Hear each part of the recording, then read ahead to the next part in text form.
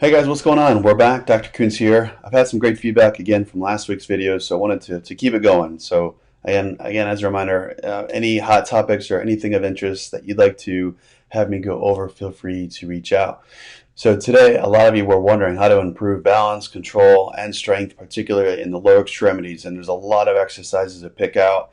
And to kind of keep things somewhat succinct, short, and sweet, I'd like to show you these two exercises that are actually incredibly rehabilitative in nature because they have a little bit of an asymmetrical approach to them. And what that means is really we're kind of working one leg at a time. For instance, the squats, unless you deviate, you really can't tell if one leg's kind of dominating over the other. In rehab, a lot of times we're trying to address the weak link. A lot of times that's kind of executing an exercise so that just one leg is doing it at a time. And that's kind of where these two exercises are stemming from. They both have kind of a unilateral approach where you're addressing one at a time. And if you're watching and visually analyzing the movement, you're going to pick up on where the weaknesses are too, which will only help you further prescribe what exercises you want to do down the road. And for all my group and fitness classes out there, I'm sure there's some modifications that we can do to make this applicable to you guys. So let me go ahead and switch views here, and we're going to get right into the single-legged Romanian deadlifts. Now, this is a front view here. And what I really like about the single-legged Romanian deadlifts is that there actually is a huge balance component to it. A lot of times when I see people have poor balance, their knee will default to shoot inside. Their knee may fall in, and it might even start because they rolled from their foot in. Or, and lastly, sometimes their hip can slide out. So it can actually be any one of these three that can kind of give out on them, that can give you a clue where their weaknesses lie. Let me go ahead and play the video again for you. So I'm reaching down, my right arm straight. A lot of times people, you'll tell if they're not accustomed to really loading the leg, they'll actually keep the elbow bent here. They'll try to use their biceps to do the core and hamstring work that they should be using. So keep an eye on their elbow to see if it bends. Now my chin stays relatively neutral the whole time. I'm not looking up right there. I'm looking straight down, and I keep that the whole time.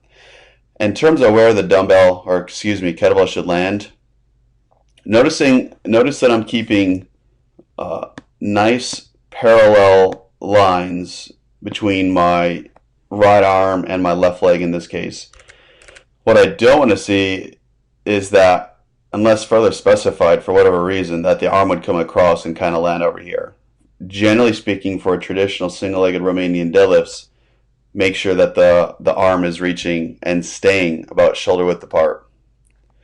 What I don't want to see is that, and I see this all too often, and where they're kind of curving. Most people don't know how to get their leg straightened right away. People will kind of rush into the exercise and forget that half of what you need to get done is the setup. You want to stand super tall. You want to straighten the opposite leg that's about to swing. And you can see right there, I haven't really set my core. It's kind of a lazy way of going about it. And people might be able to do that and get some reps, but what are they really accomplishing with it? Okay, so that second time right here, notice as soon as I left the platform, right here, I'm really focusing on keeping my left leg straight. I like my toes pointed towards the nose. I've got a little bit more of an elbow bend than I want right there, right? So I'd probably cue myself, hey, straighten your arm. But notice how when I'm getting all the way to the bottom, we're showing good line, a good parallel line from my heel all the way up to my spine. And that's kind of a nice visualization that you can have when you look at it from the side. Make sure your core is engaged, that they can softly touch the kettlebell all the way down to the ground. They shouldn't be like slamming it. And it's kind of nice sometimes to have people take their shoes off for them and do it just with their socks on, or even without the socks, because that way you can kind of see intrinsically what the feet are doing, how much stability are they actually getting it, from the shoes. All right, so the next one that I wanted to go over are Bulgarian lunges or Bulgarian split squats. Again, there's a really nice unilateral component to here, because in this example shown, I'm getting predominantly most of the work through my right leg, and most of the work should be through the front leg. For my group and fitness classes, I wouldn't be surprised, depending on the number of people you have there, you could put some chairs in and just have someone put their foot in the back of the chair. Worst case scenario, you could probably just do an accentuated lunge. You could even have maybe the front leg be elevated on like one of those 4-inch risers, so that's not a bad option for you too.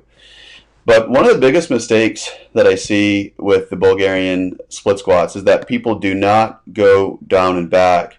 They tend to be very vertical, and they tend to allow their knee to come way out here, way past the toes. Now, the knee should absolutely be able to go above the toes, but once we have two fist widths too much past the leg, so once we have two fists past the toes, that's when we've kind of gone too far. So you should really, let me go back to the lateral view here for a second. So you should really be sitting down and back. And guys, look how my left knee is maximally bent, and look at that nice orientation there. So even though that for me felt like a monster stretch, I'm actually in neutral, indicated by that yellow line. I'm at 0 degrees of hip extension.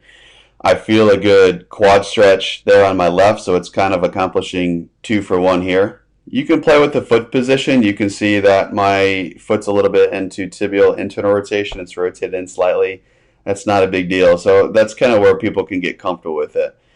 Now, that's an awesome face, huh, Chad? So from the front here, so what I want you to notice is the orientation of my right knee and left knee. Pretty damn parallel there, right? If anything, my left leg is slightly pointed out into abduction and maybe a little bit of external rotation. Notice with my hands too, my hands are not touching my hips. I'm actively holding those dumbbells away. So I'm engaging in my core, I'm engaging in my delts, I'm engaging in my lats to even stabilize that. But I would say one of the main areas of interest for you guys to be observing to kind of keep things simple is, what is the knee doing? Is that knee staying over the toes? Mine's maybe even arguably a little bit outside of my third toe. So maybe some genu varus, but personally I'd rather err on the side of that rather than letting the knee go in. So I hope that was helpful for you guys.